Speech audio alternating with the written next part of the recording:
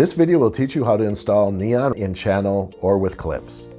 To get started, you'll need the following items: LED neon, power supply, tape measure, painter's tape, metal rated saw if cutting channel or clips, screws, drill, large Phillips screwdriver, pliers, metal file, wire nuts.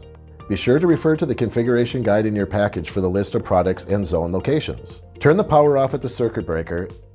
First, set up the output side of the power supply to the ribbon by connecting the corresponding wires together and securing with wire nuts.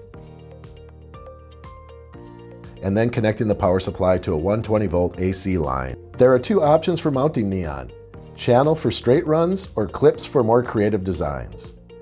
To determine the length of the channel, subtract from the neon length to account for the end caps. Measure, then mark the channel at the desired length. Then, cut using a metal rated saw blade.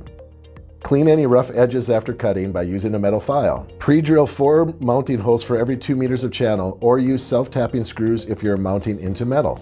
Install the clips and/or channel according to your design. Do not bend the neon round tighter than 4.72 inches, or the mini neon tighter than 3.54 inches.